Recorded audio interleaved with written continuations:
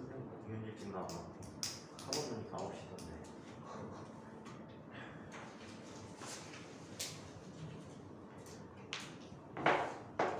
자, 이제 이거 마무리하고 넘어가고 이걸로 같이 갖고 있죠. 자, 핵융합에 대해서 한번 설명드리도록 하겠습니다. 자, 핵융합이라고 하는 것은 한번 보죠.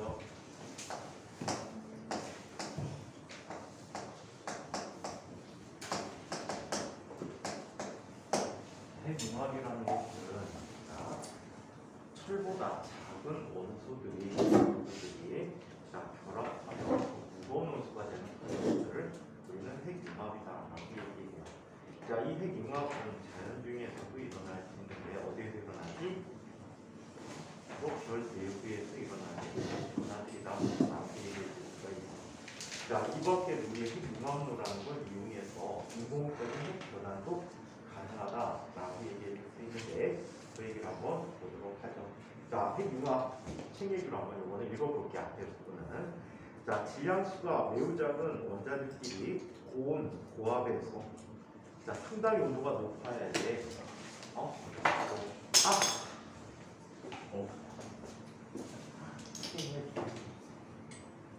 이게 무슨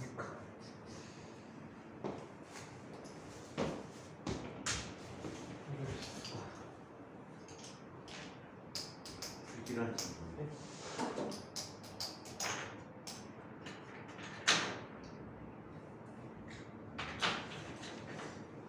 내신이 끝나올 조짐이 있는 현상인데 이거 연초에 깨지면은 학교 1등이 나와요. 아무도 몰라요. 방학 때 자신의 무용만큼 나올 것 같아요.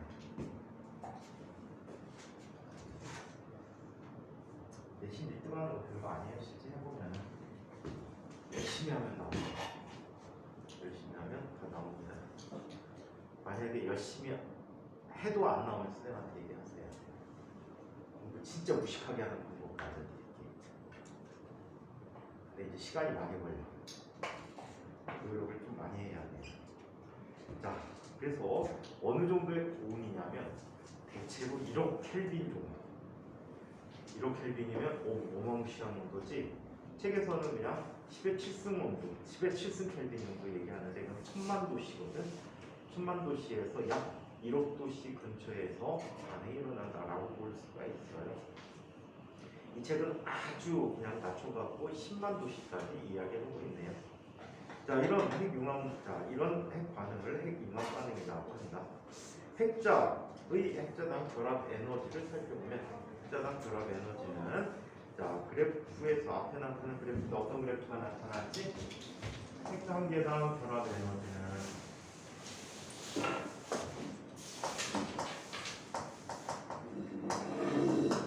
자, 질량수에 대해서 어떤 관계가 있죠? 이거 자료 그림으로 굉장히 많이 이용하는 편이야. 자, 이런 식의 그래프를 갖게 되는데 질량수가 약 얼마 정도인 것 같아서 60 정도 되니까 얘는 철의 온도수 정도가 된다라고 얘기했지. 철의 질량수가 약 56 정도가 되거든. 평균 온도가 56 정도가 되는데 약 60 정도 되는 이런 곳에서 나타나는 가장 최대 결합 에너지를 갖는데 지난 시간에 봤던 핵 분열 과정은 자, 철보다 무거운 원소들이 철과 비슷한 원소들로 나뉘어지는 과정. 자, 그리고 자, 지금 다루는 과정은 철보다 가벼운 원소들이 결합하여 철이 되는 과정을 얘기합니다. 자, 그래서 이렇게 자, 핵자당 자, 그래프를 살펴보면 질량수가 22하인 가벼운 원자 핵의 결합 에너지는 무거운 원자 핵의 결합 에너지가 훨씬 더 작게 나타난다. 이쪽은 굉장히 작죠. 그래서 엄청 작게 나타나고 있다.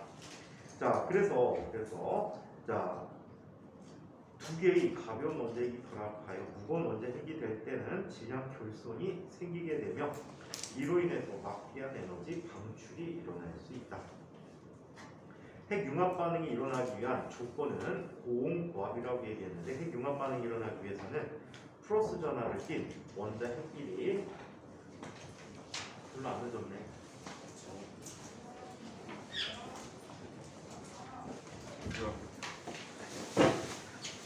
자, 플러스 전하를 띤 순서를 진행하고 다음과 같은 구간이 반복된다.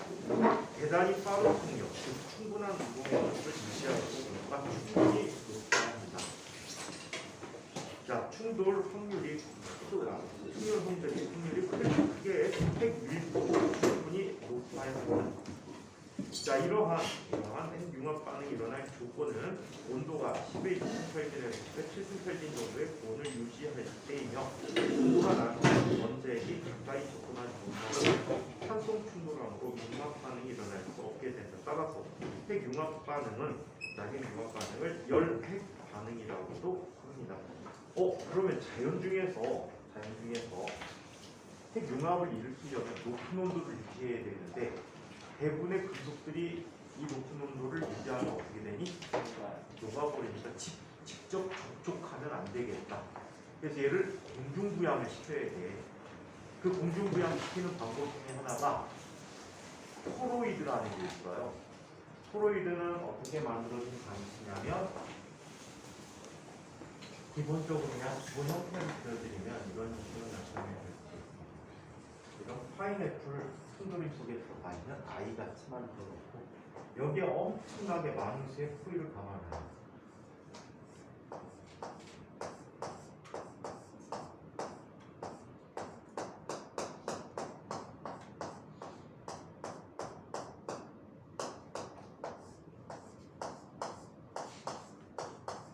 자, 이런 코일을 갖다 놓고 전류를 흐르게 하면 이 내부에서 뭐가 만들어지지? 자기장이 만들어지지. 자, 이 경우에는 자기장이 어떻게 나타납니까? 이 경우에는 오른손으로 코일이 가진 방향을 잡을 때 그 접선 방향이 자기장 방향이야. 그래서 이 경우에는 자기장이 어떻게 나타납니까? 이렇게 원을 빙글빙글 도는 자기장이 나타납니다. 이러다 보니까 내부에서는 균일한 자기장을 형성시키기가 어려워. 그래서 이 기본적인 형태를 약간 찌그러진 형태로 변화를 시키고 있어요. 세계에서 가장 유명한 핵융합로가 우리나라에 있다는 거 아세요? 대전에 가면은 대덕단지에 보면은 대덕연구단지에 원자력 연구원이라는 곳이 있는데 이곳에 K스타라는 장치가 있어요. 이게 세계 현재 최대 규모의 현존하는 최대 규모의 핵융합로입니다. 그래서 우리나라 핵융합로는 이 토로이드 형태를 변형시킨 형태를 균일한 자기장을 형성시켰다라고 해요. 이 자기장을 따라서 얘들이 크로스 전하를 띄고 있기 때문에 어떻게 됩니까? 자기장을 따라서 이렇게 낙선운동을 하게 돼. 이런 과정을 통해서 접촉하지 않고도 높은 온도를 유지할 수가 있다. 그런데 문제가 있다. 어떤 문제가 있니? 이게 계속 온도를 계속 핵융합 반응하다 보면 열방출이 계속돼서 상당히 높은 온도까지 올라가는데요. 그래서 지속 시간이 짧다. 현존하는 지속 시간 최대 기록은 우리나라가 갖고 있죠. 아세요? 핵융합 기술은 우리나라가 세계 최고입니다. 최고인 이유가 있어요. 왜 그럴까요? 핵 분열 반응은 우리 감속제라는 것이나 제어봉을 이용해서 반응 속도를 조절할 수가 있는데 핵융합 반응은 반응 속도를 조절할 수가 없어요. 그래서 실용 가치가 적다라고 해서 세계적으로 연구하다가 포기했어요. 그 포기한 와중에 우리나라는 막대한 예산을 들여서 계속 개발한다고 연구를 했죠. 그러다 보니까 기술력이 세계 최대가 됐어요. 현재 여러 나라에서 상당히 많은 나라에서 공동 개발로 지금 핵융합로를 만들고 있는 걸로 알려져 있죠. 거기서도 우리나라가 상당히 큰 역할을 하는 걸로 알고 있습니다. 아무튼 K스타라는 장치가 우리나라가 갖고 있는 세계 최대의 핵융합로다. 그리고 지속 시간도 세계 최대고 모든 기록을 다 우리나라가 갖고 있다고 합니다. 최초만 빼고 세계에서 두 번째 핵융합로를 갖고 있습니다. 자, 그러면 계속해서 자, 태양에서의 핵 융합 반응이라는 얘기를 한번 살펴보도록 하겠습니다. 자, 태양에서의 융합 반응.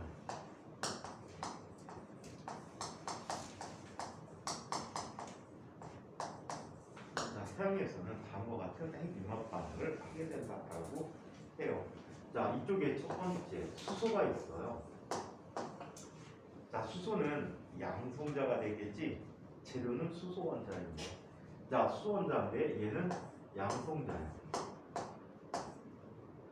양성자고, 자, 수소 원자 4개가 있어요.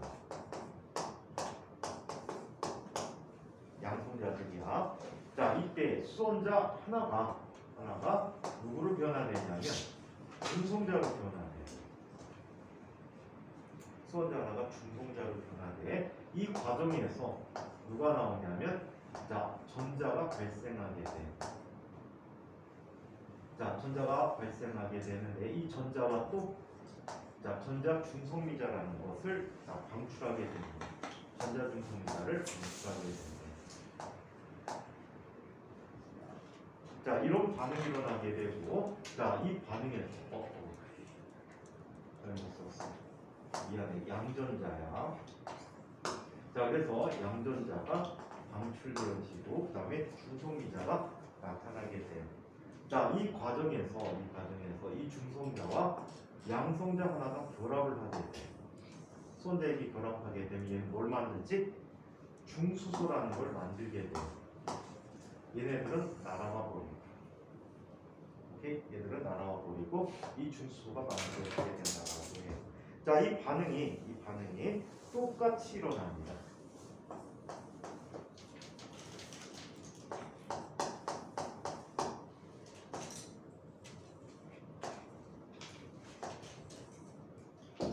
네, 안 왔죠. 일단 정연이 왔다. 정원이 안 왔고요. 정목이 안 왔어요. 또 누가 안 하니? 형준이도 안 왔네. 김강호, 김영주, 윤경. 네, 감사합니다. 네. 자, 얘는 다시 중성자를 바뀌고 또 양전자와 중성미자를 외부로 방출하게 돼요. 자, 얘네들이 다시 결합해서 또 뭐 만들지? 중수소를 만들게 돼요. 중수소라는 걸 만들게 돼요. 자, 이 중수소가 또 다른 수소 원자의 하나와 결합돼요. 양성자 하나와 결합하게 돼서, 자, 얘는 나중에 또 방출이 되셔서 전체 반응식에서 빠지게 될 거야. 자, 뭘 만들어 줍니까? 자, 헬륨을 만들게 되는데 헬륨은, 자, 질량수가 3인 동위원수가 되게. 자, 헬륨이 만들어져요. 자, 이 두 헬륨이 반응해서 뭐가 만들어진대요? 자, 우리가 원하는 헬륨이 만들어져요. 그리고 누가 나오게 되지? 두 개의 불필요한 아이가 생기지. 누가 불필요해집니까? 양성자 두 개가 외부로 방출하게 돼요. 이해해요? 자, 그래서 이렇게 나타나는 반응식을 자, 어떻게 그림으로 표현해 줬죠. 자, 이 과정에서 자, 헬륨 원자, 자, 헬륨 질량수가 3인 녀석이 반응할 때 감마선 방출이 일어나게 된대요. 감마선 방출이 일어나게 된다. 일반적인 감마선 방출은 변화 과정에서 일어났는데 보통은 어떻게 되냐면, 자, 주변에 전자가 있을 때 전자 녀석들이 큰 에너지 상태를 갖고 있는 아이들이 있다가 낮은 에너지 상태로 갑자기 사이즈가 줄어들 때 많이 발생하고 있거든. 자, 근데 여기서는, 자, 그냥 핵 변환 과정에서 감마선 방출이 일어났다라고 그냥 보셔도 될 것 같아요. 자, 그래서 전체적으로 반응이 이런 식으로 일어난다라고 하는데 그 과정이 옆쪽에 나와 있습니다. 자, 먼저 수소와 헬륨의 결합하는 헬륨과 헬륨 미안해. 중수소와 중소가 반응하는 눈이야 뭐예요? 자, 수소와 수소가 반응하는 역과정, 수소와 수소가 반응하는 과정에서 중수소가 만들어지는, 자, 현상이 생기게 되는데 이게 이몽핵 변환이고 이게 플러스 베타 붕괴라고 불리는 과정이에요. 베타 붕괴인데, 자 얘는 인공 핵 변환 과정이다라고 얘기할 수가 있어요. 자연에서 스스로 일어나지 않고 매우 높은 온도 상태를 유지할 때 일어나게 돼요. 자 이때 에너지들이 0.24 메가 전자볼트만큼 방출되어졌대요. 자 그리고 전자와 여기서 감마선 방출의 의미에 대해서 얘기하네. 자 전자와 양전자가 결합해서 자 감마선이 나오게 되는 쌍소멸 과정이 여기에서 일어나게 된다라고 합니다. 이런 반응이 2배만큼 일어나게 되고요. 자 한편 자 만들어진 중수소들이 결합하여 질량수가 3인 헬륨이 만들어지면서 역시 감마선이 방출돼 버리는데 그때 5.49 메가 전자볼트만큼 에너지가 방출되지. 이게 또 역시 2배만큼 나타나고, 자 그리고 헬륨 질량수 3인 자 헬륨3가 자 결합하여 헬륨4가 되면서 자 양전자 2개가 나오면서 12.86 메가 전자볼트만큼이 방출된대요. 자, 이 전체 과정에서 방출되는 에너지는 26.7 메가 전자볼트 정도가 된다라고 얘기합니다. 책 얘기로 한번 보죠. 태양의 부분 내용이야. 태양의 중심부에서는 몇 단계에 걸쳐서 4개의 수소 원자핵이 융합하여 1개의 헬륨 원자핵이 되는 핵 융합 반응이 일어난다. 이 과정에서 발생하는 질량 결손에 의해서 26.7 메가 전자볼트의 에너지가 방출되지고 있다라고 합니다. 자 그럼 핵융합로에서는 어떤 일이 일어날까요? 핵융합로에서는 이만큼 반응이 일어날 수가 없답니다. 핵융합로를 이용한 핵융합 발전도 활발히 연구되고 있다. 우리나라만 그래요. 전 세계적으로 많이 포기했어요. 통제하지 못한 에너지는 쓸 수가 없다. 이 핵융합 반응하는 게 영화에도 한번 나온 적이 있는데, 영화에 혹시 옛날 영화인데 스파이더맨의 옥토퍼스 교수편이 있어요. 이 옥토퍼스 교수가 강가에 있는 창고에서 뭔가를 저질렀죠. 그랬더니 인공태양 같은 게 생겨갖고 막 지향에 의해서 다른 물질을 땡기기 시작한단 말이야. 강물로 식혀버렸죠. 천만 도시를 강물로 식혀버리는 현상이 있었는데, 자, 이 과정이 핵융합이 일어나는 과정을 묘사한 거예요. 그 다음에 영화 중에 그거 있다. 우리 핵 연구에서 가장 중요한 것 중에 싱크로트론이라는 게 있어요. 사이클로트론 같은 경우에는 옛날 기술이야. 왜? 사이클로트론 같은 경우에는 하다 보니까 타임 페어링이라고 해야 되나? 시간이 잘 안 맞아. 시간이 잘 안 맞기 때문에 이제 회전수가 굉장히 작아갖고 고속까지 만들어줄 수가 없었는데, 고속의 입자를 만들기 위해서, 고속의 양성자, 중성자 이런 걸 만들기 위해서 필요한 기술이 싱크로트론이라는 기술인데, 이 싱크로트론이라는 장치가 영화에 소개된 적이 있어요. 그냥 모양만, 있을 수 없는 일이지만 그냥 모양만 영화상에서 묘사한 적이 있어요. 혹시 아세요? 아이언맨의 2편에 보시면은 새로운 원자를 만들어냅니다. 얘가. 그죠? 그 지원했었던 게 뭐야? 아크원자로인데 아크원자로 재료로 썼던 게 뭐야? 폴로늄이었니? 우리 핵반응에서 잘 안 쓰는 물질을 갖다 껴놨어. 근데 그걸로 인해서 부작용으로 얘가 독성 물질에 빠지게 되지. 그걸 해독하기 위해서 노력을 하다가 나중에 안 되겠으니까 새로운 물질을 개발하기로 했지. 그래갖고 자기 실험실 내에서 뭔가 동그랗게 원통을 설치해. 장치하면 레이저빛이 쭉 와갖고 뚝 맞춰주면 원자가 갑자기 뚝딱하고 생겨나는 이상한 과정이 나타나는데, 그 장치 모양이 싱크로트론의 모형이에요. 그래서 그런 장치를 이용해서 입자를 가속시켜줄 수가 있다라고 하는데, 핵 물리학에서 또는 입자 물리학에서 없어서는 안 되는 기술입니다. 이게 모양이. 자, 핵융합로에서 핵융합 과정을 보자. 핵융합로를 이용한 핵융합 발전도 활발히 연구되고 있다. 이러한 핵융합로에서는 그림과 같이 중수소 원자핵과 삼중수소 원자핵이 결합하여 헬륨 원자핵이 되는 반응이 가능하며, 이 과정에서 중성자 한 개와 약 17.7 메가전자볼트 에너지가 방출되어진다. 이것을 핵 반응식으로 나타내주면 중수소와 삼중수소가 결합하여 헬륨과 중성자가 방출되면서 17.6 메가전자볼트의 전자 에너지를 방출해 주는데 핵자 한 개당 결합 에너지 약 3.75 메가전자볼트 정도다라고 해. 얘는 핵 발전에 의한 결과보다 훨씬 더 좋은 거지. 핵 발전에서는 핵자 한 개당 0.85 메가전자볼트가 필요했다라고 했는데 그보다 엄청나게 많은 에너지를 생산할 수가 있어요. 뿐만 아니라 방사능 피해가 없어요. 얘들은 결합하기 때문에 방출되는 물질들이 상당히 적어서 자 얘네들은 뭐가 일어나지 않는다? 방사능 노출이 일어나지 않는다. 방사능 방출이 일어나지 않기 때문에 안정하다라고 얘기해 줄 수가 있습니다. 북한 새끼들이 요즘 자랑하는 수소폭탄이라는 폭탄이 어떤 폭탄이니? 방사능 피해가 없는 폭탄이야. 파괴력은 엄청나게 큰데. 자, 우리나라도 뭐 금세 만들죠. 똑딱하고 만드는 나라니까. 자, 그러면 이 얘기를 건너가서 좀 더 핵물리에 대해서 기본적인 얘기를 해드릴게요. 학교에서 나가는 과정은 여기 정도까지밖에 안 나가실 거예요. 나가실 때. 자, 근데 이걸 한 단계 업그레이드 시켜서 한번 살펴보자. 아까 전자 위에 동그라미 뭐예요? 동그라미.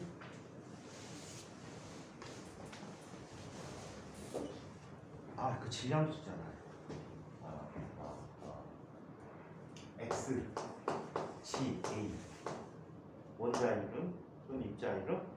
얘는 원자 번호인데 이제 정기적 성질. 얘는 질량수.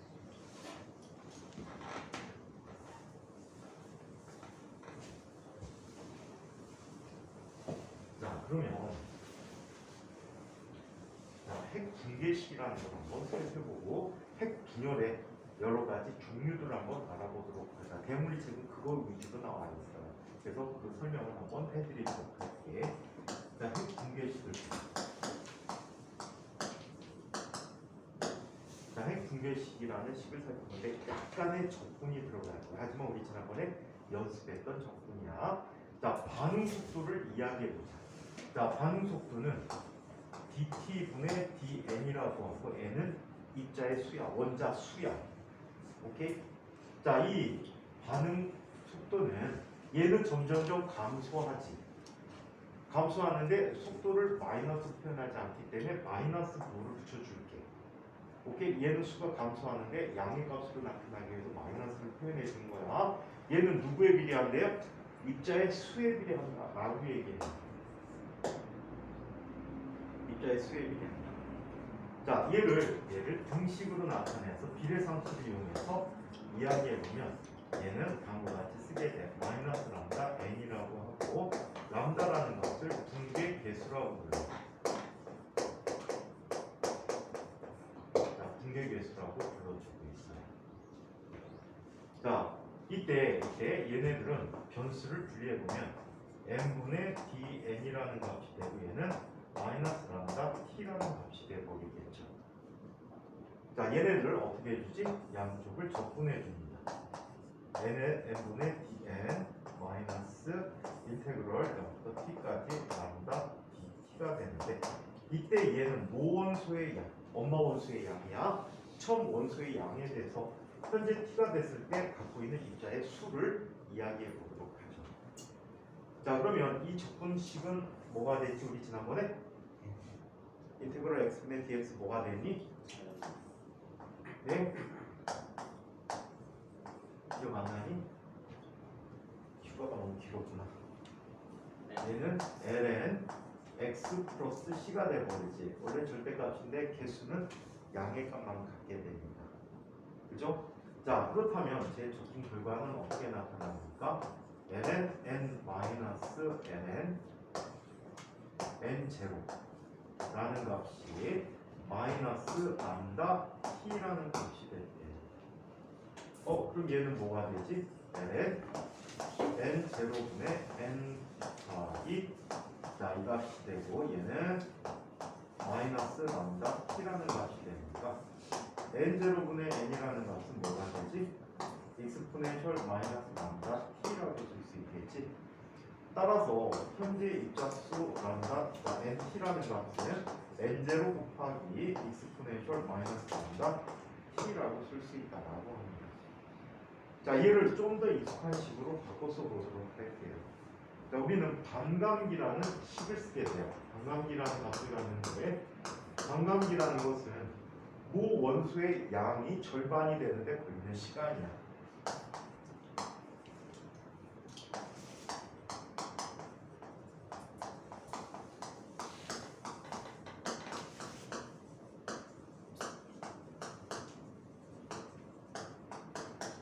자, 이거를 반감기라고 하고, 반감기를 T2분의 1이라고 쓸게요.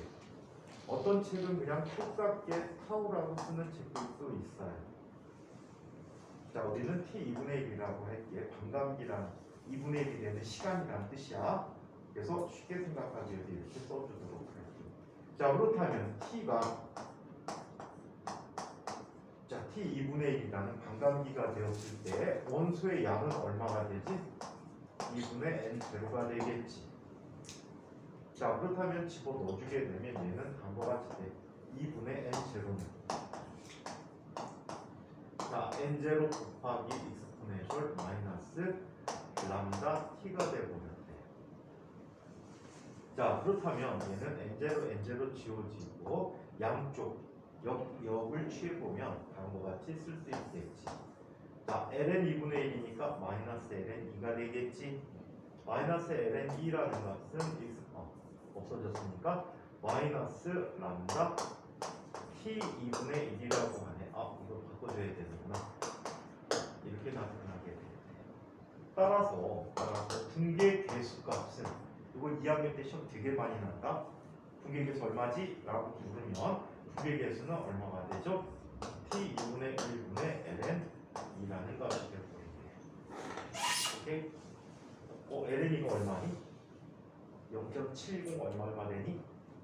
아, 그럴 거야. 그래서 이렇게 붕괴 개수를 이야기할 수가 있다고. 오케이? 그래서 이 일련의 과정들 한번 쭉 그냥 리뷰해 보세요. 자, 그래서 이 반감기에 대한 그래프를 나타내주면 다음과 같이 나타내요. 시간 t에 대해서 현재 원소의 양을 줬는데 처음 원소의 양이 n0야. 자, 얘는 이런 식으로 나타나는 그래프를 갖게 되는데 처음 절반이 되는데 걸린 시간 2분의 n0만큼 되는 걸리는 시간이 얼마? t 2분의 1이 되고. 자, 그 다음에 4분의 1이 되는 시간을 살펴보면 얘는 얼마가 되지? 2배의 t 2분의 1이라는 값이 돼요. 오케이? 이런 식으로 계속 반감돼서 자, 처음 원소의 양이 얼마라고 할 때 현재 원소가 얼마라면 시간이 얼마큼 지나느냐라는 걸 계산하는 문제도 굉장히 많다. 해물이 나오게 되면 학교 해물이 나갈 때는 실제 문제들이 굉장히 단편적으로 나와. 이거는 이거, 이거는 이거 이런 식으로 많이 나오게 돼. 그래서 이런 식을 주게 됐다라고 해요. 자, 그 다음에 최근에 학교에서 거의 안 가르치는데 기본적으로 알아야 되는 게 방사능 붕괴에 대해서 한번 살펴보도록 합시다.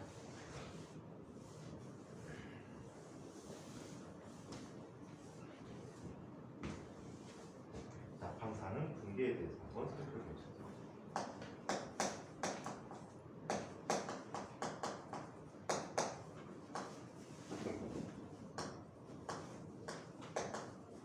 자, 방사능 붕괴에는 몇 가지가 있냐면 세 가지 붕괴가 있어요. 세 가지 붕괴가 있는데 첫 번째 붕괴는 알파 붕괴라는 붕괴가 있어요. 이 알파 붕괴를 통해서는 알파선 방출이 일어납니다.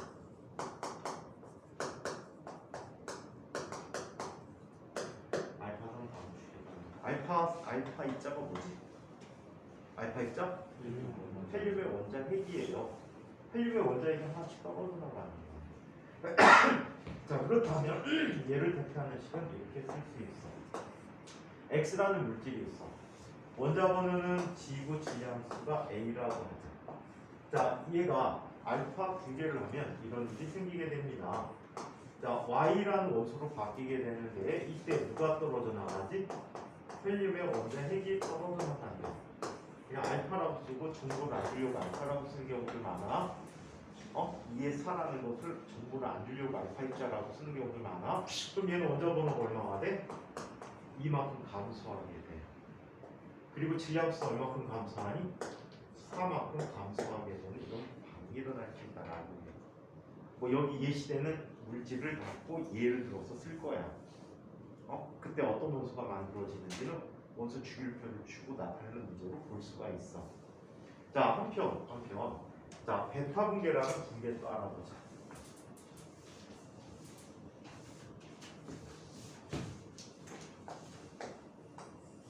얘는 마이너스 베타 분계라고 하지. 베타 선방출이야. 베타 입자가 뭔지 혹시 아는 사람 있을까? 베타 입자는 전자가 베타 입자야. 옛날에는 전자는 뭔지 몰라가지고 그냥 베타 입자라고 이름을 붙였었어요. 나중에 알고 보니까 성질이 전기의 성질을 갖고 있더라. 전자의 성질을 갖고 있다 해서 전자라고 얘기했었죠. X선이라는 것도 정체를 몰라서 X선이라고 했지. 그게 뭔지 몰라 정체를 몰라서 X선이라고 붙였어요. 자, 걔 공식적인 이름은 X선보다는 렌트겐이 발명해서 렌트겐선이라고들 했죠. 근데 쓰는 게 너무 복잡하니까 X선이라고 쓰고 있죠 지금. 자, 그러면 베타 분계는 어떤 일이니? 베타는 방출, 전자 방출이 일어난다는 거예요. 얘 대표적인 과정은 이렇게 쓸 수 있어요. GAR. 자, 얘가 Y로 변하게 되는데 누가 떨어져 나가지? 전자가 떨어져 나가게 돼. 전자가 떨어져 나가면 여기 뭐가 돼? 원자 번호가 1만큼 증가하겠죠. 양쪽이 같기 위해서 원자 번호가 증가합니다. 질량수 변화가 있어 없어? 없어요. 오케이? 자, 그래서 이런 과정에서 반중성미자라는 기본 입자가 방출되어지고 있다라고 얘기해요. 그래서 이런 일이 일어난다. 얘 본체를 보자. 원자 번호가 이만큼 증가했다고? 어떤 일일까? 얘를 살펴봤더니 얘 반의 본체는 이거야. 중성자가 있었어요. 중성자가 뭘로 바뀌지? 양성자로 바뀌는 과정. 같은 원자핵 내에서 중성자가 양성자로 변하는 과정이나 그 과정에서 전자 하나가 방출되고 반중성미자가 방출되는 과정이다. 지난 시간에 얘기했지만 중성자의 질량은 얼마였어? 중성자의 질량은 얼마였니? 1.675 곱하기 10의 마이너스 27kg이냐. 반면에 양성자의 질량은 얼마가 되어버리지? 1.673 곱하기 10의 마이너스 27kg이거든. 이 변화 과정에서 질량 돌선이 있으니까 자연스러운 과정이다 라고 얘기해. 우리 아주 옛날에는 빅뱅 초기에는 빅뱅이라는 현상이 일어나고 초기에는 온 우주 온도가 굉장히 높은 상태였대요. 굉장히 높은 상태여서 얘는 충분히 온도가 높기 때문에 양성자하고 중성자하고 변환이 서로 가능했어. 그래갖고 양성자, 중성자의 수가 거의 비슷했다고 해요. 하지만 온도가 떨어지면서 양성자는 중성자가 될 수가 없어요. 왜? 질량이 증가해야 되잖아. 높은 온도를 유지하지 못하다 보니까 질량이 스스로 증가할 수가 없어. 질량 에너지 보존에 의해서. 자, 그러다 보니까 중성자는 양성자를 변하는데 양성자는 중성자를 변하지 못하기 때문에 현재 양성자 대 중성자의 수의 비가 몇 대 몇이죠? 통합각에 나올 텐데 통합각 한번 읽어보신 사람 있니? 12대 1이라고 합니다. 그 12대 1이라는 걸 어떻게 알게 되지?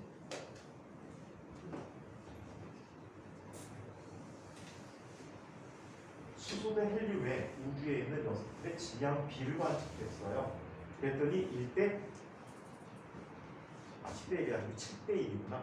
7대 1이라는 비를 갖고 있어서 그 질량수가, 질량 비가 3대 1이라는 수의 비를 갖고 있음을 확인하게 돼요. 그래서 가모프가 예측한 결과가 우주 관측 결과가 같기 때문에 빅뱅 이론이 지지받게 되는 거예요. 그 얘기는 조금 더 한번 다시 보기도 하고. 자, 이번에는 세 번째 플러스 베타 분계도 있어. 얘는 스스로 일어나지 못하고 우리가 핵융합로에서 고온 상태를 유지해야지만 일어나는 상태가 됩니다. 자, 우리 중수소나 삼중수소를 만들 때 수소 원자 핵을 즉 양성자를 중성자로 바꿔줘야지 중수소를 만들 수가 있거든. 그 만드는 과정에서 일어나는 변화 과정이나 얘는 X라는 물질이 있었어. X라는 물질이 Y라는 물질로 바뀌게 돼요. 자, 이때 누가 나오니? 양전자가 나온다라고 돼. 얘게 뭐 플러스 붙었으니까 플러스 전자가 되겠지. 양전자가 자 방출하게 된 이 과정에서 중성미자가 방출되어집니다. 자, 이 과정에서 얘는 원자 번호가 1만큼 감소하고 질량수는 변화가 없대요.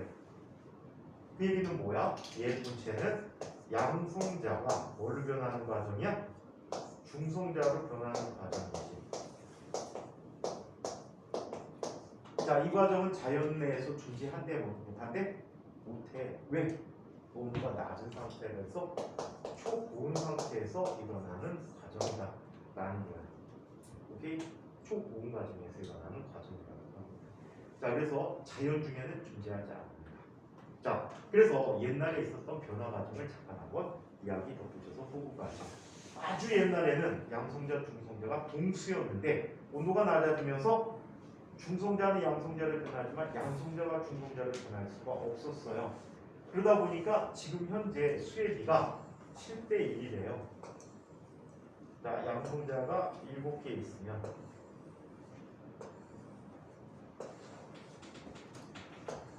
자, 중성자는 몇 개가 있대? 1개가 있다라고. 이거를 뻥튀기 해볼까요? 2배만큼 뻥튀기 하게 되면 자, 앞에 있는 6쌍은 전부 뭐야? 앞에 있는 6쌍은 전부 수소 원자핵이 되겠지. 그리고 뒤에 있는 이 아이는 누가 되지? 헬륨의 원자핵이 되겠지. 맞아요? 헬륨이 되죠. 얘들은 다 수소. 그럼 전체 질량비가 몇 대 몇이 돼 버립니까? 3대 1이라는 비를 갖게 되는데요. 이거를 흡수 스펙트럼을 이용해서 우주 공간에 있는 모든 별에 대해서, 모든 별까지는 아니고 상당히 많은 별에 대해서 관측한 결과 수소 원자 스펙트럼이 헬륨의 스펙트럼보다 몇 배만큼? 3배만큼 더 크더라 라는 걸 관측해서 우주의 기본 구성은 주로 수소 3, 그 다음에 헬륨 1, 그리고 나머지는 아주 소량이 존재한다라고 밝혀냈다라고 합니다. 그래서 가모프가 예측한 결과와 관측 결과가 같기 때문에 우리가 빅뱅 이론을 지지할 수 있게 됐다라고 해요. 자, 그 다음에 또 다른 붕괴 하나가 더 있어요. 감마 붕괴라고도 하는데 보통은 감마선 방출이라고.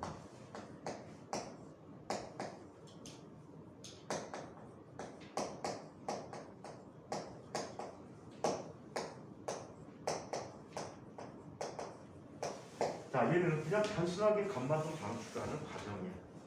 감마선 방출하는 과정인데 감마선 파장이 굉장히 짧고 에너지가 강한 이러한 빛이 되겠지. 그래서 이 감마선 방출인데 원자 핵 사이즈가 핵 붕괴 가지고 원자핵이 굉장히 크단 말이야. 근데 크기가 비슷한 두 개로 줄어들어 버려. 그럼 전체적인 에너지 상태가 어떻게 될까? 전체적으로 가졌던 에너지 상태가 상당히 어때? 작아지게 돼요. 전체적인 에너지가 있을 수 있는 에너지 중위들이 상당히 줄어들게 돼. 그러면서 그 에너지 줄어드는 만큼의 에너지들이 외부로 방출되지는데 감마선 방출을 통해서 방출되진다라고 보실 수가 있어요. 이제는 핵 붕괴 과정에서 일어나는 방출. 핵 붕괴 과정에서 일어나는 방출. 그래서 알파 붕괴가 있으면 대부분 감마선 방출이 따라. 그리고 베타 붕괴가 있어도 감마선 방출이 따라. 하지만 누구? 알파 붕괴와 베타 붕괴가 동시에 존재하지는 않아. 오케이? 자, 알파 붕괴와 감마 붕괴, 베타 붕괴와 감마 붕괴 다 있지만 알파 붕괴와 베타 붕괴가 동시에 일어나지 않습니다. 그래서 단계별로 진행되는 거예요. 그래서 아주 옛날에 선생님 학교 다닐 때는 이걸 많이 물어봤구나. 고등학교 다닐 때 핵 붕괴 과정에 대해서 배울 때 물론 시험 범위가 아니었어요. 너네들은 이제 시험 범위들이 수능 시험 범위가 상당히 넓지. 선생님 때는 아마 교류 근처까지 봤던 것 같아. 그 뒤쪽은 안 했던 것 같아. 광학 쪽은 하고, 교과 순서가 막 뒤죽박죽 돼가지고 지금 안 되니까 달라가고 보통 교류 정도까지만 하고 교류도 시험 범위가 아니었어요. 시험이 안 됐었다고.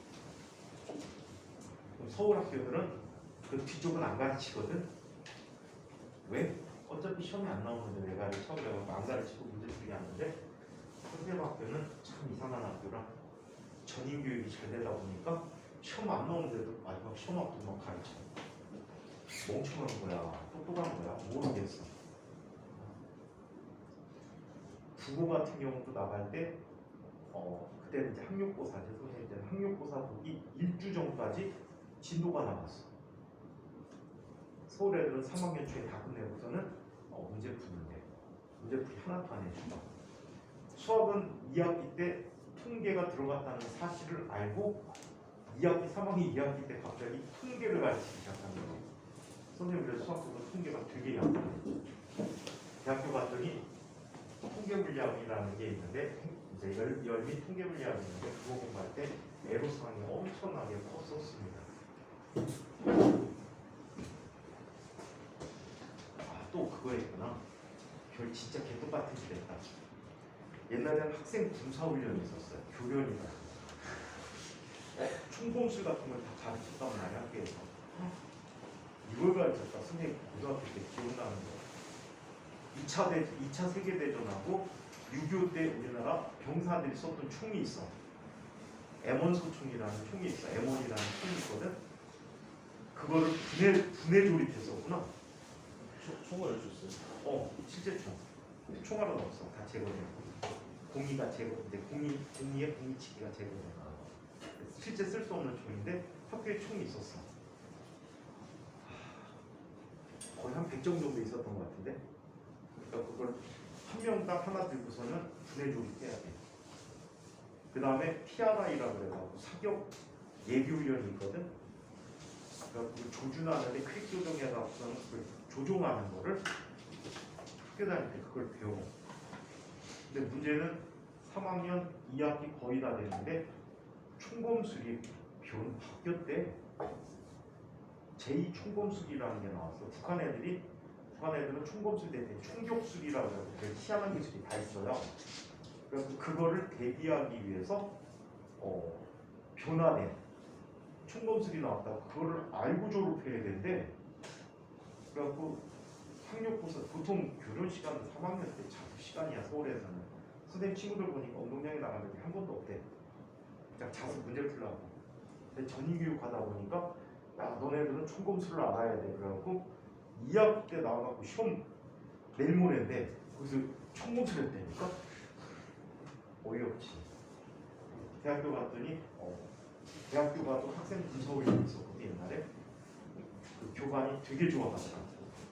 알고 있어. 총검술 다 알고 있으니까. 딴 애들 아무도 모르고 혼자 알고 있더라고. 이거에. 그래갖고 앞으로 나와.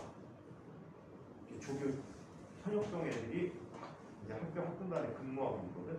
행정업무 때문에 걔들이 조교를 하는데 걔들보다 총검술 더 잘하니까 나와. 네가 해. 맨날 총검술 10번 보여주고 있어. 미친 학교. 자, 그러더니 선생님 졸업하고 정확히 4년 뒤에 똥통학교가 됐다. 똥통학교가 돼서 완전 개똥통학교. 인문계의 탈을 쓰는 실업계 학교라고 하더라고 애들이. 그리고 대학가를 실적이 확 떨어졌어요. 선생님들이 이상하게 가르치니까. 잘 가르치는 애는 딴 학교를 다 스카우트해가. 사립학교다 보니까 딴 학교에 돈을 많이 주다 보니까 가버렸거든 선생님들이. 잘 가르치는 애는 다 가버리고 나중에 남은 선생님이 없더라고. 보니까 선생님 가르쳤던 물리 선생님 뭐 이런 사람만 나왔고 선생님 때 잘 가르치는 애는 교장 선생님하거나 아니면 딴 학교 가셨거나 이렇게 이상한 학교였어요. 자, 그래서 이렇게 나타나는 분열과정이 있었다라고 얘기합니다. 자, 여기에서 옛날 학력고사 문제 중에 이건 선생님 졸업 후에 학력고사 같은 진도가 넓어지면서 나왔던 문제야. 알파선, 베타선, 분자, 감마선의 특성을 나타내주는 실험이 있어요. 자, 얘네들은 자연핵 붕괴에서도 자, 분열이 일어난대요. 예를 들어서 이 라듐이라는 걸 갖다 놨어요. 라듐 하면 생각나는 분이 한 분 계시죠? 퀴리 분. 마리 퀴리가 이 라듐을 발견했는데 이게 역청 우라늄 갖고 그냥 지능같이 생긴 우라늄 덩어리에서 이걸 추출해냈다고 하는데 상당히 무식했던 분이야. 좋아요. 방사능의 위험성에 대해서 하나도 몰랐어요. 손으로 막 주물러서 만졌단 말이야. 손에 묻는다고 장갑을 꼈겠지만 요즘처럼 성능 좋은 장갑도 아니고 그냥 떡 주물듯이 만졌다고 해요. 나중에 안으로 가시죠. 불쌍한 분이다. 왜 불쌍한지 아니? 고향 떠나갖고 폴란드에서 어디 가니? 그래서 폴로늄도 이분이 발견했어. 폴란드 이름을 기념하기 위해서 폴로늄이라고 명명했다고. 근데 이분이 와가지고 프랑스에서 일을 했는데 그때 프랑스가 우리나라 남존력이 어쩌고 얘기하잖아. 더한 나라죠. 여자는 완전 개무시하는 나라지. 그래서 학회에서 마리 퀴리를 인정을 안 했어요. 위대한 물리학자임에도 불구하고 또 화학에서도 유명했거든. 인정을 안 했어요. 남편 덕분에 그나마 조금 유지할 수가 있었는데 남편이 마초사고로 죽어버리죠. 그러면서 더 인정 못 받았어. 근데 또 사건이 하나 더 있죠.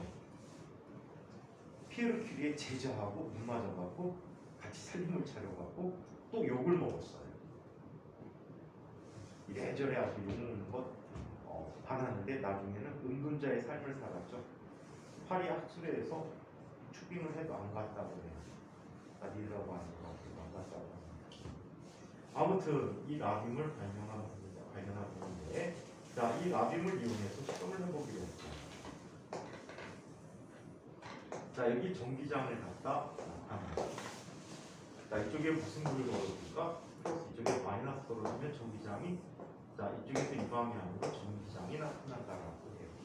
이때 플러스 방향으로 가는 녀석은 누가 가? 전자가 가요. 그래서 얘가 베타선.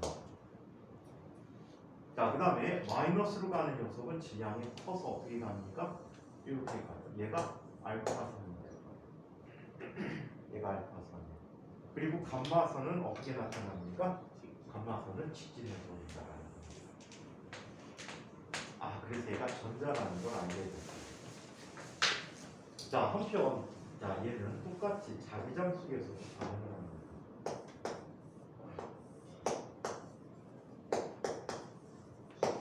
자, 들어가는 방향에 자기장을 걸어뒀다라고 얘기합니다. 똑같이 해줄까? 똑같이 하려면 나와야 되겠다. 이 그림하고 똑같이 해줘야 되고.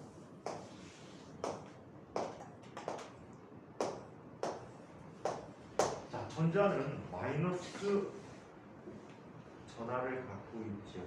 그럼 전류 방향과 반대란 말이야. 자기장 나오고 있죠? 근데 어떻게 전류는 내려가는 방향이 되어버리거든. 그래서 저쪽 방향으로 힘을 받게 돼. 나중에 자기장 쪽에서 만나게 될 텐데, 자, 전자는 이쪽에서 입자해서 이쪽으로 갑니다. 그리고 알파 입자는 어떻게 갑니까? 자, 이렇게 가버리죠. 자, 그리고 감마선은 빛이기 때문에 전기적 효과가 없죠. 그래서 직진해버립니다. 그래서 후반기 학력고사에 엄청나게 많이 나오는 문제. 이거 사연이 문제다. 선생님 지도교수가 대학원 때 지도교수가 수능 출제위원이었거든. 수능을 한 10년 동안 출제했어요. 대학원 다닐 때 학원으로 나왔어야 되는데 학원 나오면 엄청나게 팔리는데 요즘 같으면 자기 지도교수가 출제교수다 그러면 학원에서 막 모셔봐요. 어떻게 파악해가지고 다 연락이 난다고 하더라고요. 그러니까 교수가 가르치는 거를 요약해 주세요. 그 교수의 취향이니까. 딱 보니까 우리 교수 취향인데 큰일이 일어났어요. 무슨 일이 일어났는지 알아? 두 문제가 나왔는데 두 개가 예시된 문제가 나왔는데 여기에서 플러스 마이너스 부호를 안 줬어. 자기장 부호도 안 줬어. 그리고 문제를 냈어. 결과가 어떻게 되냐? 그러니까 문제가 나가리 돼버렸어요. 지도 교수는 써줬는데 인쇄 공부 빼먹었대요. 빼먹었는데 별 희한한 일을 겪었지. 무슨 일을 겪었니? 자기가 나중에 봤대. 못 봤대. 안 보였대. 그거를 평가원 직원이 와갖고 또 검토를 한대. 못 봤대. 다른 교수들도 같이 검토하는데 못 봤대. 고등학교 출제위원이라고 출제하는 것보다 보통 문제 풀어가고 난이도 조절하는 학교 선생님들이 들어오시거든. 후반부에 학교 선생님들이 와서 또 다 풀었대. 못 봤대. 출제 되자마자 애들이 이걸 어떻게 알아요? 근데 알 수가 있었어. 왜? 그림이 주어졌거든. 짧게 돌아가는 게 베타선이야. 그럼 극까지 맞춘 문제가 요즘 나온단 말이야. 길게 돌아가는 게 플러스 전화를 갖고 있어. 질량이 큰 알파선이야. 그리고 직진하면 감마선이야. 답은 보여. 다들 답이 그렇게 보이는데 학생이 어떤 애들이 몇 명이 평가원에 제소를 했나 봐. 그래서 평가원에서 문제 주제가 잘못됐다, 누락됐다 그래갖고 다 맞은 걸로 해줬지. 그리고 그때 당시 학생들이 선생님들이 되게 좋아했어. 왜 좋아했을까? 다 맞는 문제, 기본 점수를 줘가지고. 수능은 점수 하나 차이가 무지 크잖아. 그리고 평균 점수 다 올려버렸지. 그거는 참 별일 다 당했다. 혹시 수능 시험지 도난 사건이라고 아세요? 김재현 씨가 후기 옛날 후기 시험에서 후기 출제를 들어갔는데 정기 후기 전문대를 출제해야 되거든. 들어가서 그때마다 교수들이 다 달라요. 근데 그때 따라 항상 정기 들어갔는데 정기는 이제 보통 대학, 일반 대학이 후기 대학이 옛날에 따로 있었거든. 후기 대학은 4년제 대중에서도 이제 후반부 이제 정기 떨어진 애들이 보는 시험인데 후기 시험에서 들어갔는데 갑자기 시험날 저녁 때 나온단 말이야. 근데 학교 건물을 시험장으로 사용하고 있거든. 그때는 학교 건물을 시험장으로 사용했는데 보통 못 들어가게 하는데 대학원생이니까 들여보내주거든. 연구동이 따로 있으니까. 그래서 들어가고 막 공부하는데 갑자기 교수가 아침에 온 거야. 오늘 여기서 시험 안 보나? 그리고 이상하다 하고서는 들어갔는데 교수가 아침에 온 거야. 한 10시 되니까 나온 거야. 교수님 저녁 때 나오시잖아요. 니는 유수다 뭐냐? 유수에 뭔 일 있어요? 어떤 미친 새끼가 시험지 훔쳐가고 수능이 취소됐어. 그 시험지가 쓰레기가 된 거야. 그리고 저녁 때 다시 들어가야 되는데 학교에 뭔 일 있나 해서 저는 그냥 잠깐 갔다가 또 들어갔지. 수능 한 번 출제하면 교수 월급의 한 3배 정도 받는데요. 학교에서 월급이 따로 나오잖아. 수당으로, 출제 수당으로 학교 월급의 3배 정도. 그때 교수들 평균 월급이 한 500 정도 할 텐데 수능 출제 수당으로 한 1,500 정도, 2,000 정도로 받나 봐. 주소대는 또 받아요. 출제 2번 한 거잖아. 나이스. 근데 개꿀이지. 방학 때서 어차피. 근데 교수들은 싫어해. 왠지 아니? 보통 학기 중에 학생들 가르쳐야 되니까 자기 연구할 시간이 없어. 보통 방학 때 자기 연구해가지고 논문 한 편씩 쓰거든. 그걸 못하니까 이 교수는 열받았지. 그래도 교수님은 테니스 좋아하니까 출제가 갖고 내내 테니스 했다고 하더라고. 자, 이번에는 이제 학원, 이론으로 들어가 보도록 하겠습니다. 자, 물질의 분류와 성질이라는 단어 이름을 갖고 있어요. 자, 이 내용은 화학과 상당히 유사할 겁니다. 앞부분이 화학과 상당히 유사하고 학교 시험 유형도 화학하고 상당히 비슷할 거예요. 그래서 화학 좋아하는 친구들이 아주 좋을 것 같아. 다행히 화학도 싫어하는구나. 자, 그러면 원자의 구조와 스펙트럼에 대해서 한번 살펴보도록 하겠습니다. 앞에 부분은 전기 부분이고요. 약간의 전기 부분이 있고 바로 원자 내부 구조 쪽으로 들어가게 됩니다. 앞에는 전기야. 이것만 있어도 돼.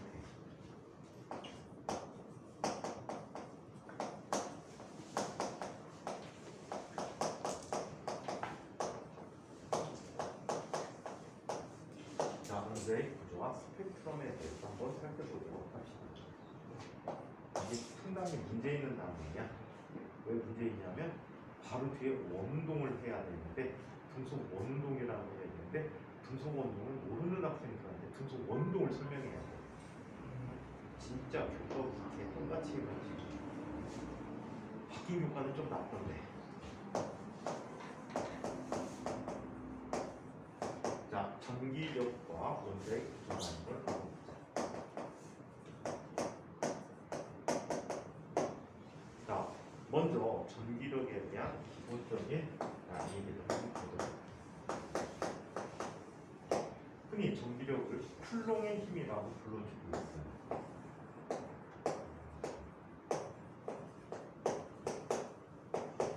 쿨롱의 힘이라고 불러주고 있는데, 자, 먼저 물체의 대전에 대한 내용을 한번 살펴보도록 하죠.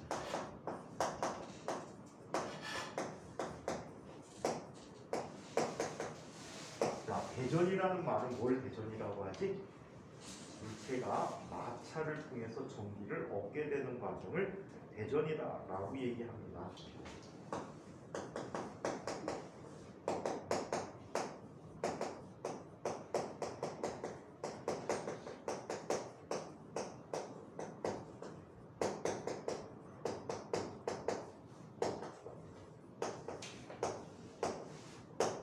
자, 이와 같은 현상을 대전이라고 얘기해요. 자, 그리고 대전된 물체를 뭐라고 해? 대전체라고 불러주고 있어요.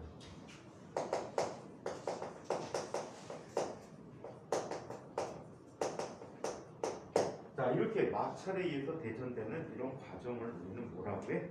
마찰 전기라고 얘기해요.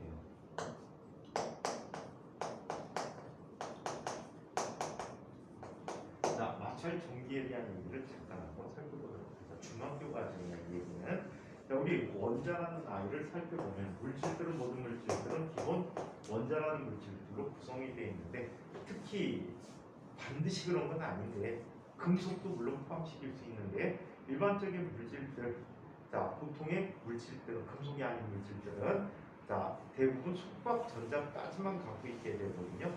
자, 물질 구조를 한번 대충 한번 보자. 도체라는 물질은 본 적이 있어서 한번 살펴보죠. 자, 도체라는 물질은 원자들이 규칙적으로 배열되어 있어요.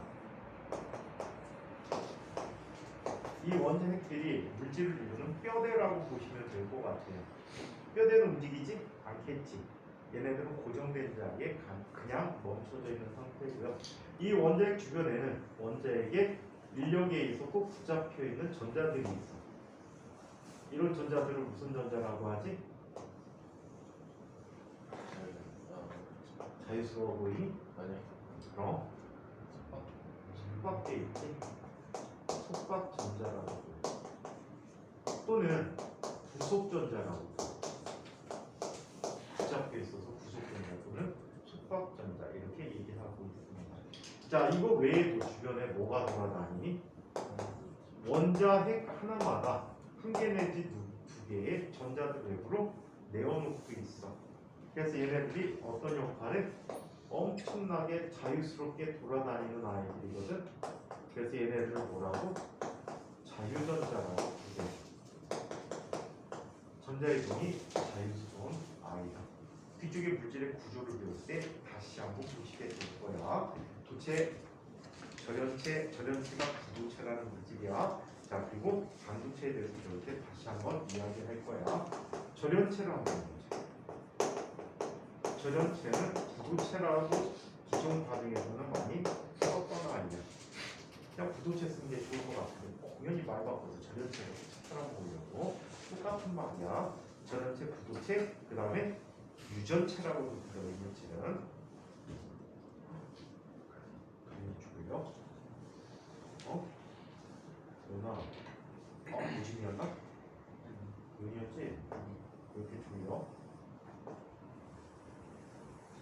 동균이도 뒤에서 좀 전에 졸았지. 맞잖아. 동균이는 되게 피곤한다고 어디 갔다 왔니? 집에서 내동 잘 잤을 것 같아. 아, 선생님도 하루 20시간씩 잤다. 자만 오면 나가서 편의점서 소주 사다가 한 병 먹고 또 계속 자고 할 일이 무지만 하는데 아무것도 안 하고 5일 동안 그냥 잤어. 잘했지? 저랑 비슷하시네요. 어? 저랑 비슷하시네요. 너랑 비슷했어? 아니지, 할게 오지만. 뭐 실제로는 해외여행 갔다 왔다들 해도 돼. 방콕하고 방글라데시 했으니까. 자, 많이 추워갖고 어디 돌아다니기도 싫다. 밖에 담배 피러 나가는 것도 싫어갖고 안 폈는데.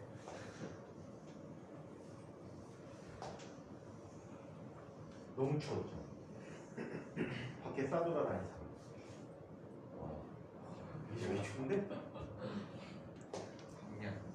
방안에서 느낀다고 처음 봤어. 방 안에서 입나? 눈에 입고 있었어요. 집에서? 그 시골 가가지고. 시골에서 사람이 있었지.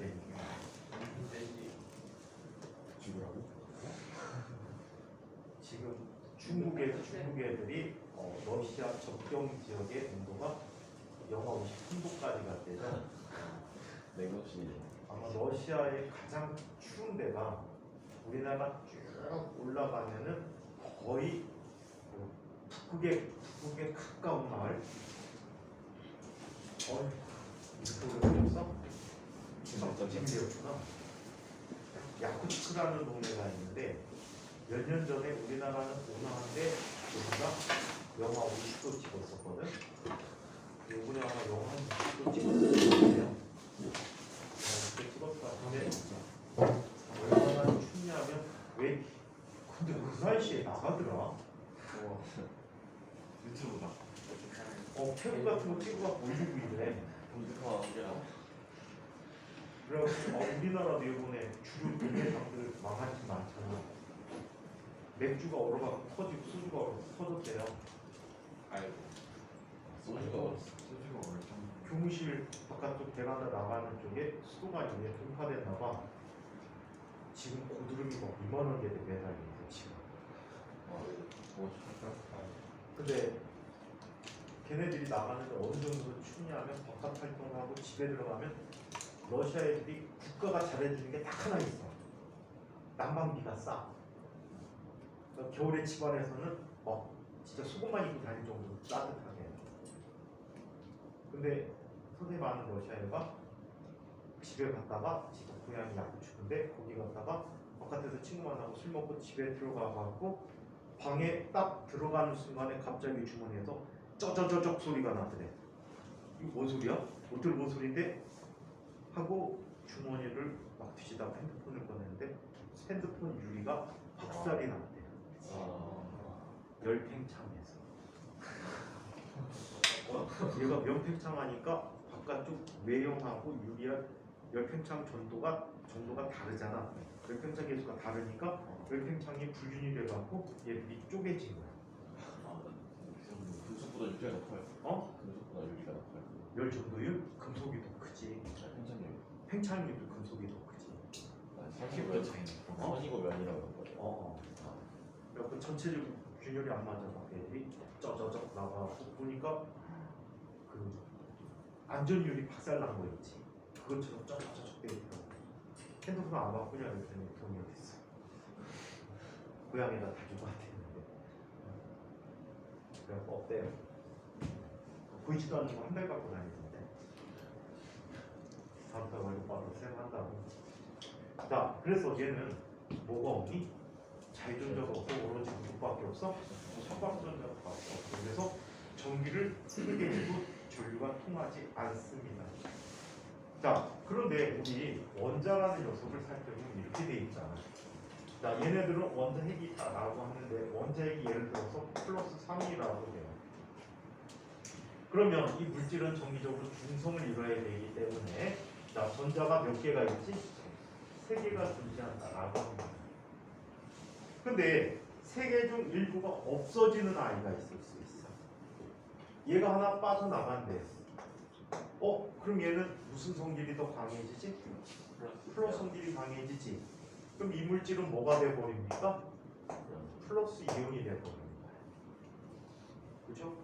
만약에 외부에 있던 전자가 하나 들어갔대. 이렇게 전자가 빠져나오고 들어가는 이유 알고 계시지? 다행히 끄덕거렸어. 대답해봐.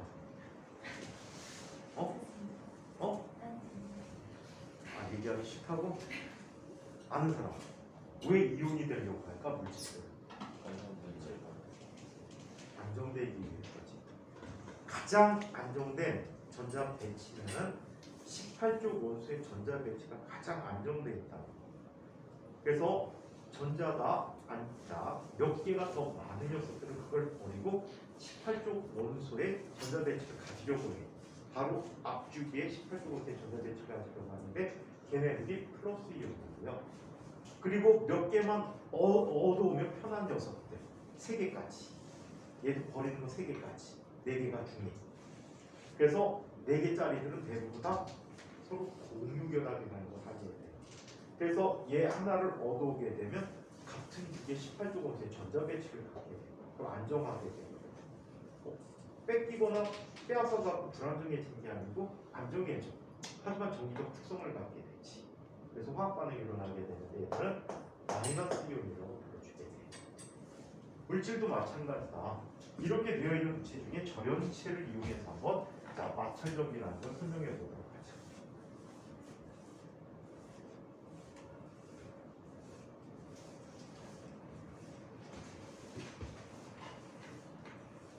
절연체를 한번 보자. 마찰력이 자, 마찰전기는 이렇게 나타내. 이쪽에 A라는 물질이 있어. A라는 물질 절연체를 기준으로 살펴볼게. 원자핵이 고정돼 있고 주변에 누구를 갖고 있어? 속박전자를 갖고 있지. 그리고 정기적으로 중성이었단 말이야. 자, 반면에 여기에 B라는 물질이 있지. B라는 물질 원핵들이 있고, 자 주변부에 속박전자밖에 없어. 둘 다 정기적으로 중성인 상태를 유지하고 있었는데 얘네들을 마찰을 시키게 돼요.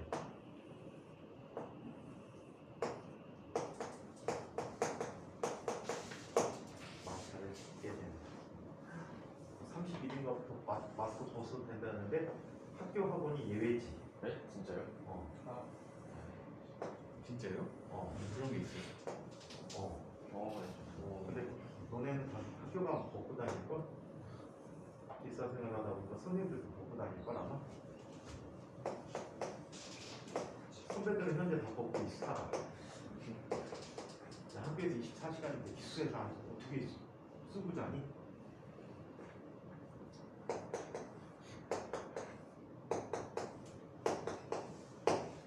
자, 이렇게 되어 있는데, 자, 얘네들은 노란 전자는 다 갖고 있었대. 근데 빨간 전자의 일부가 없어졌어. 주로 표면에 있는 원자들에서 빨간 전자들의 일부가 없어진 거야. 자, 없어진 전자는 어디로 갔대? 건너편으로 이동을 했어요. 자, 마찰을 통해서 뭐가 일어난 거야? 전자의 이동이 일어난 거야. 그래서 전자를 이른 물체가 갖는 전기는 플러스 전기라고 합니다. 전자를 얻은 물체가 띄는 전기를 마이너스 전기라고 부르게 됐다는 사실이지. 또 기본적으로 마찰에 의해서 나타나는 그 순서가 있어. 이걸 대전열이라고 하거든. 대전열은 상대적인 물질에 따라서 다 다르게 표현되는데 가장 유명한 대전열이 있어. 가장 유명한 대전열 일부를 소개해 드리도록 할게요. 자, 가장 유명한 대전열은 이런 게 있답니다. 혈관, 유리, 영주, 에보나이트. 에보나이트가 뭐냐면 고무에다 황을 섞어갖고 경화시켰어. 딱딱해. 근데 질감이 플라스틱 질감이 나타나는데 가볍기 같은 게 수강하고 비슷해. 굉장히 가벼워. 생긴 게 거북틱해갖고 무거울 것 같아갖고 들어보면 수수감 같아. 그래갖고 딱딱딱 치면은 소리가 플라스틱 질감? 이런 느낌이 생기는 물질이야. 과학실에가갖고 뭐 시커먼 막대 있으면 에보나이트야 거의 다. 동그란 막대, 유리 막대보다 조금 두꺼워가지고 그냥 동그랗게 된 막대 거의 다 에보나이트야. 자, 그리고 모르는 게 있어. 고무나무 솜, 유화, 셀룰로드. 자, 이런 물질들은 다 여기다 넣어주면 되거든. 쓰레기를 집어넣자. 멍창 집어넣으면 돼. 얘네들은 상대적인데 앞에 있을수록 플러스 전기를 띄기 쉽고 전자를 잃기 쉽다는 뜻이야. 뒤에 있을수록 마이너스 전기를 띄기 쉽대. 전자를 얻기 쉬운 물질이다 라고 보시면 되겠다. 자, 그래서 이렇게 나타나는데 상대적이다. 자, 털가죽과 유리를 마찰시키면 털가죽은 플러스 전기, 유리는 마이너스 전기. 자, 이번에는 유리와 명주를 마찰시키자. 명주가 뭔지 혹시 알고 있나요? 명주? 명주가 뭘까요? 안전합니다. 응? 안전합니다. 힌트? 얘는 드라이 클리닝 해야 돼. 실. 실? 비단이야, 비단. 실크야, 실크. 동물성 섬유이기 때문에 물빨래하면 작살나지. 단백질 손상에 의해서 쪼그라들지. 선생님이 대학교 다닐 때 잘못해갖고 그런 적이 있구나. 울, 양모지. 울이라는 게 양모야.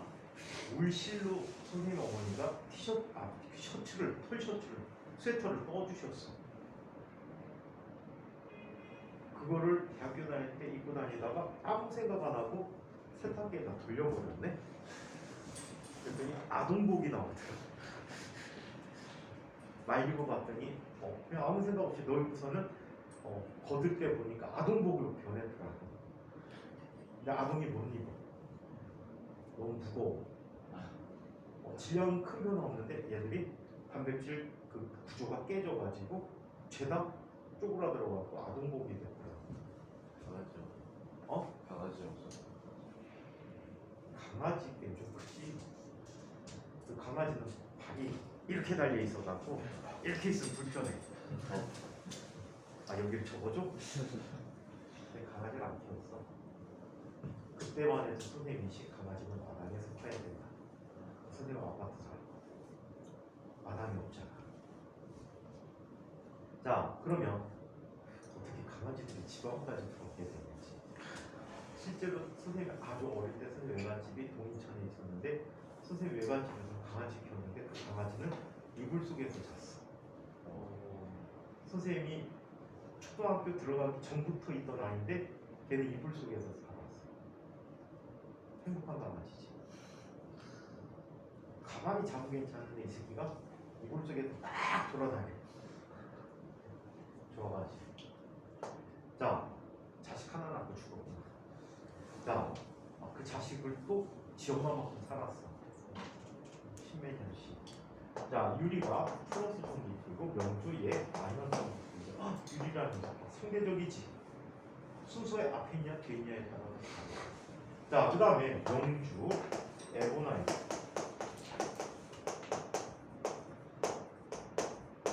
자, 얘는 플러스 마이너스가 된다. 이때 둘 사이의 간격이 멀수록 배전된 전하량이 크게 나타난다라고 얘기를 합니다. 해양생이 커서. 그래서 얘들을 외울 때는 외우기 쉬워. 털, 유, 영, 애 라고 기억하면 특별히 털 유명해야. 털 많이 난 친구 없니? 손가락 쥐어줘. 이게 옛날에 선생님이 가르치던 아이가 있는데 너네 기술 사기 때야. 너네한테 손 갖다 떨어졌는데 걔 이름이 상하거든. 옛날 걔네들 가르칠 때 이렇게 가르쳤구나. 걔가 여름에 오면 여기 팔뚝이 까매. 피부가 하얀데 팔뚝이 까매. 그럼 맨날 지나가면서 뽑았거든. 그래서 애들을 가르칠 때 턴했어. 플란타가 유명해. 플란타가 유명해. 근데 선배들 별난 별명 같은 애들 많구나. 여자 선배가 있는데 그 친구가 카이스트 졸업하고清华대 교환학생 갔다 와서 지금 네이버에 있는 걸로 알고 있는데 어느 선배 중에 드물게 카이스트 산디 됐거든. 산업 디자인 했는데 그 친구가 별명이 레나야. 레나라고 하면 얘 막 쓰러져. 화내. 선생님한테도 화내. 별명 되게 이쁘잖아. 그치? 네. 다 없애버려서 이쁜 거고 얘가 화낼만 하잖아.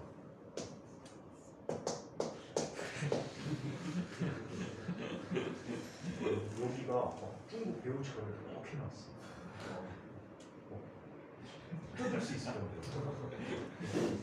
애들이 별명을 레나라고 적대. 자, 그래서 이렇게 나타났다라고 합니다.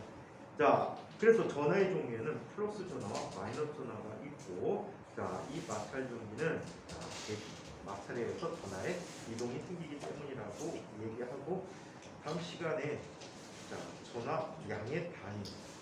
여기 또 어느 정도 중요한 기본적인 내용이 있어서 여기부터 세분화가 플럼 법칙 한 다음에 먼저의 구조 얘기하고 등속 원운동이라는 걸 좀 소개해야 될 것 같아요.